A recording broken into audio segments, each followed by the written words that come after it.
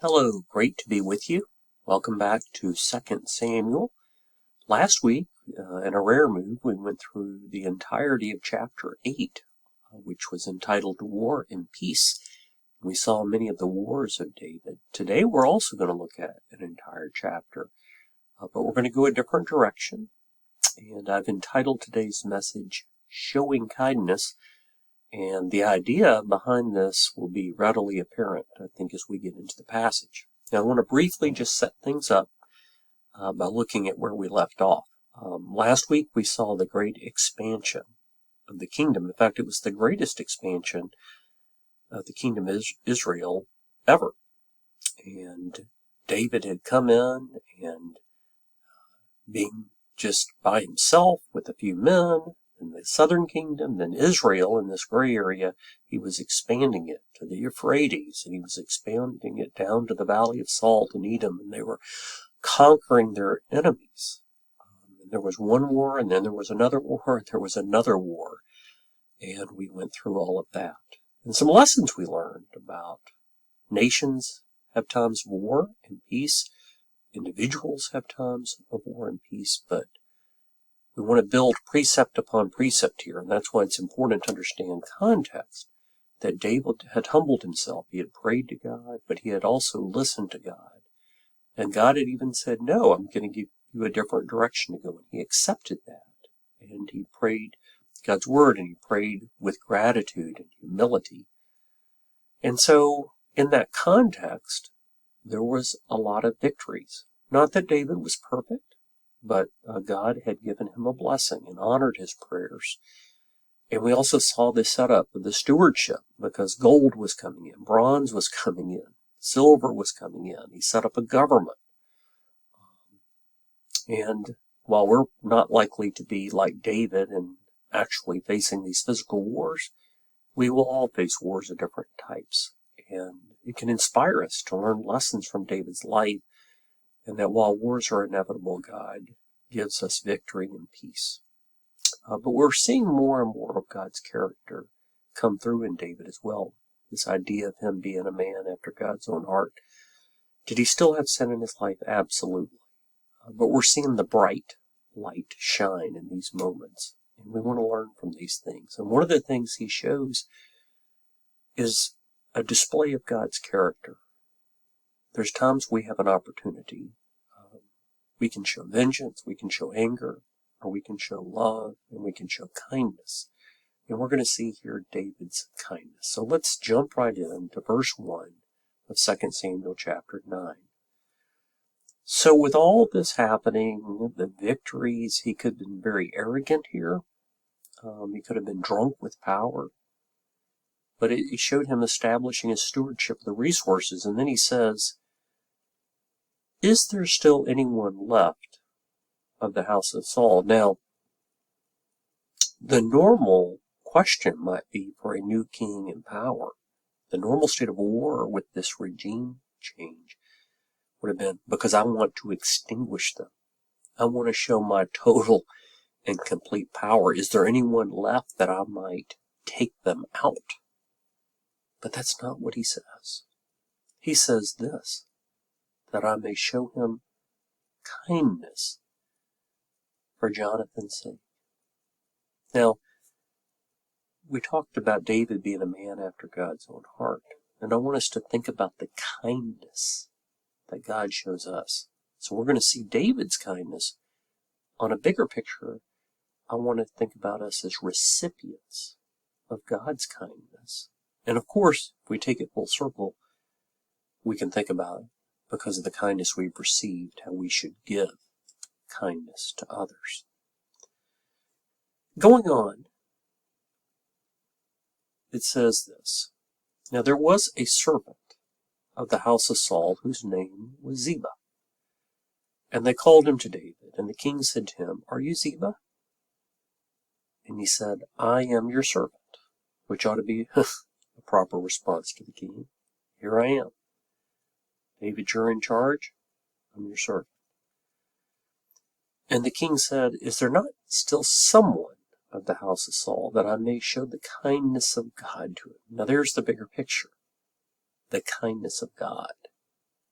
a representative of God, that we show kindness of who God is.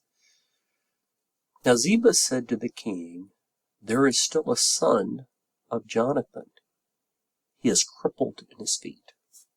Now, I don't know if anybody out there likes to go to trivia. If you were good at Bible trivia and you've been along for the ride of 1st and 2nd Samuel, you would have to be a pretty good scholar and have a pretty good memory to remember who this is. I will confess I did vaguely remember, not the exact name, but I ask you, do you know who this is referred to? So let's go back and do a little backstory. First, some more backstory here. First, we need to understand the context from 1 Samuel 20 about the love of David and Jonathan. And Jonathan was the favored son of Saul. And there was a deep friendship, a great love between David and Jonathan. And it was more than just a friendship and love. They also had a covenant with them. And the time came, and it would take me a very long time to get the full backstory, so I'm doing the short version. But Jonathan actually aligned himself with David over his own father. And it was related not just to their friendship, but for the kingship of Israel, and a covenant with them and their own children. And we see this love between them and the covenant between them. And it says, Jonathan made David swear again by his love for him, for he loved him as he loved his own soul. I mean, this was the best of friends. And in this context, Jonathan had actually made a decision to alert David to things about his father, to protect him. Now remember, David never took vengeance on his own hands. This was just to protect his life. And they departed then, and Jonathan said, "Go in peace, because we have sworn both of us in the name of the Lord." Notice the basis of their friendship. "And the Lord shall be between me and you, and between my offspring and your offspring forever." And they made this covenant here. David keeps his word, and he's remembering it to the last of the offspring of the house that they have. Of course, Jonathan is dead. Now next, we see more of the backstory. So we go from 1 Samuel to something we had studied maybe 6 weeks ago or so. And it was when it was about Jonathan's son and what had happened to him, because that's going to be the subject of this passage. So Jonathan, the son of Saul, had a son who was crippled in his feet. He was 5 years old when the news about Saul and Jonathan came from Jezreel. So both Saul had died, Jonathan died, and the nurse took him up and fled, but as she fled in her haste, he fell and became lame, and his name was Mephibosheth. Hard to pronounce. I hope I'm getting it right. But this is the last remnant of the house. This boy who had been dropped, been crippled, and had fallen lame, named Mephibosheth. And if you remember that name, you are a real deep Bible scholar. Okay, with that backstory and context, let's pick back up. So the king, David, said to him, "Where is he?" And Ziba said to the king, "He is in the house of Machir, the son of Amiel, at Lo-debar." Notice, he didn't even have his own house. He was homeless, living in pity with someone else. He had fallen into a bad state. So King David sent and brought him from the house of Machir, the son of Amiel. And he said, "Mephibosheth, the son of Jonathan, son of Saul, came to David and fell on his face and paid homage." Now imagine, he had not identified himself. He had been living in fear. He probably thought David would kill him. But he humbles himself. He paid homage. And David said, "Mephibosheth," he said, "behold, I am your servant." Again, he had humbled himself before the king. But look at what David does next, which I'm sure Mephibosheth had to be thinking, this is the end of my life here. But he said, do not fear, number one. Don't be afraid. Two, I will show you kindness. His world's just changing in a moment. For the sake of your father Jonathan, David kept his word. I will restore to you all the land I saw your father. You shall eat at my table always. This is overflowing kindness, not just the mercy to live, not just the do not fear, but the restoration. And he paid him homage and said, what is your servant, that you should show regard for a dead dog such as I? Today, we show a lot more kindness to those that might have disabilities. In that time, and not even that long ago in society, a crippled person was like a dog, sadly. This person, in every respect, had nothing to offer David. David is giving him something, not where he's going to get something in return, unmerited favor and kindness. He kept his word, and he simply showed kindness. Remember, this is a representation of God, because we're all dead dogs. And yet we get the benefits of this. And he goes on, and he says the following. The king called Ziba, Saul's servant, said to him, all that belonged to Saul and to his house I have given to your master's grandson. And you and your sons and your servants shall till the land for him, and bring in the produce, that your master's grandson may have bread to eat. But Mephibosheth, your master's grandson, shall always eat at my table. And Ziba said to the king, according to all that my lord the king commands his servant, so will your servant do. So Mephibosheth ate at David's table like one of the king's sons. And Mephibosheth had a young son whose name was Micah. And all who lived in Ziba's house became Mephibosheth's servants. And so Mephibosheth lived in Jerusalem, for he ate always at the king's table. And now he was lame in both his feet. He was lame. He referred to himself as a dog. He was helpless. He was homeless. But he was restored by David's kindness. Even showing love, keeping his covenant. It's a beautiful picture. Now, beyond our passage, and that's the end of the chapter. That's all of it. But I wanted to share one more thing that we could relate to our lives. I bet it's a familiar passage to you, but let's link it here.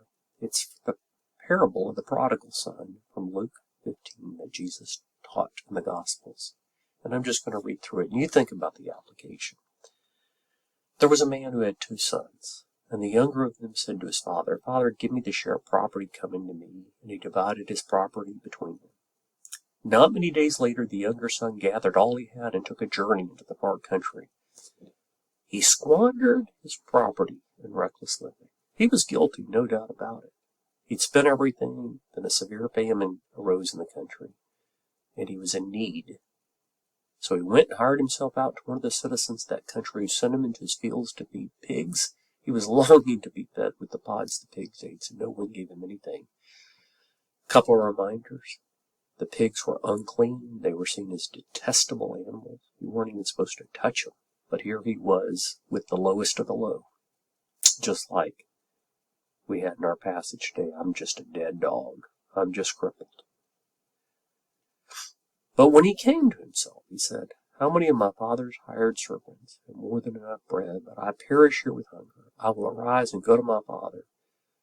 Father, I have sinned against heaven and before you. I'm no longer worthy to be called your son. Treat me as your hired servant. Just show me a little bit of favor. Show me a little bit of mercy. He arose and came to his father. But while he was still a long way off, his father saw him and rose and came to his father. His father felt compassion and ran, embraced him, kissed him. And the son said to him, Father, I have sinned against heaven and before you. I'm no longer worthy to be called your son. But the father said to his servants, bring quickly the best robe, put it on him, put a ring on his hand, and shoes on his feet. Bring the fatted calf and kill it, and let us eat and celebrate. And there's even that picture. He's eating at the table. He's restored. All this is a picture of God's love towards us. Yes, we are guilty. We are dogs. We're with the pigs. We've squandered. We've sinned. Oh, but God's mercy, and God's kindness, and God's love, that when we come to Him and confess our sins, He forgives us. When we ask to be accepted back, He restores us, and He even prepares a place for us at the table. Oh, would you be thankful today for the great kindness of God? And let us think about, too, as we receive it, and I hope and pray you've received it because it's yours for the taking, that we also find opportunities to show that kindness to others.